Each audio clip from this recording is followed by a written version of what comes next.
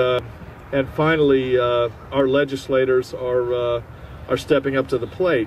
But it didn't come for free. You know, there's 25 years of people that I've met, you know, who have children in their 20s now who were abducted 20 years ago, and they can't get their children back. Their children are now adults, and they're alienated against them,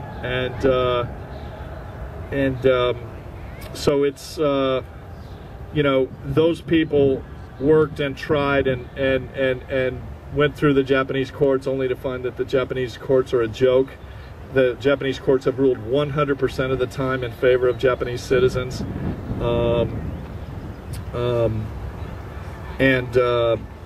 It ends up that no matter what the Japanese person did, if they it broke laws getting the child out of the country, if they're on the FBI's most wanted, if they whatever they had to do, violate court orders, violate jurisdictions, ignore U.S. laws, once they get to Japan, the Japanese government gives them a free pass.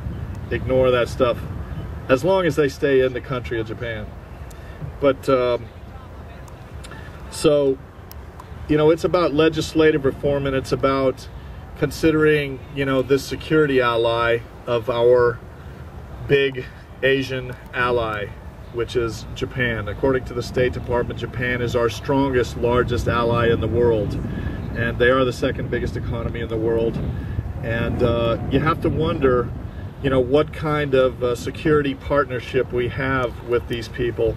You know, what sort of, you know, a security alliance is basically, it says that when two soldiers walk together into battle, you know, one Japanese soldier, one American soldier, that they are approaching the issue and they're going to fight together for common values and similar values. And it seems to me that while I heard Alexander Arvizu from the State Department make some comments about shared values and rock-solid relationship with Japan, the truth is that you know, a country that allows its citizens a free pass to ignore U.S. laws, U.S. jurisdictions, U.S. court orders is not sharing the same values. And when those laws and court orders are affecting the parent and child relationship, when they are completely destroying the child's right to be loved and have access to both parents.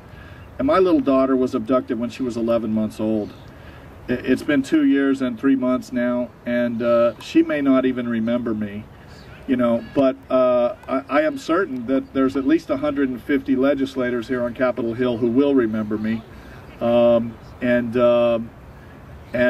my hope is that, you know, I can get them to act soon enough that she's able to come back and grow up and live a normal childhood here with me. This is a beautiful summer day here in Washington. This is one of my favorite lawns in the world. And I would love nothing more than to play on the lawn like I saw another friend of ours playing with his daughters here today. And, you know, come to the Easter egg hunt here. You know, walk and see the exhibits on the mall, the Smithsonian museums. But that, unfortunately, you know, what is happening is our government seems to be afraid to ruffle the feathers of a big security ally. So, in other words, the State Department is willing to sacrifice a couple of hundred children a year in exchange for what they're calling a security agreement with Japan. But, you know, from my perception, it seems to me that Japan is totally holding the United States hostage to get whatever they want in their, whatever they want on anything. And it seems to me that they still have a huge grudge against the United States, or they wouldn't do this. They wouldn't steal our children.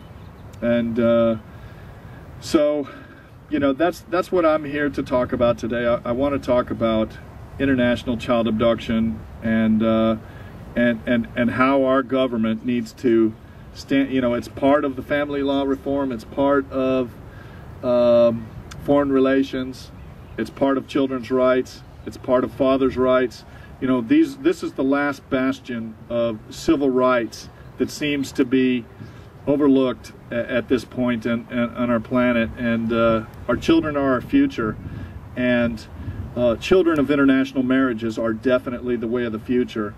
and they are the bridges between two countries. And you know, my daughter is one of them, and I really am hoping that our government and the government of Japan is able to get together and deal with this issue for the future of our children, and come to some agreement and place the value on the preservation of the family and the value of the children's rights. So, and that's why I'm here today.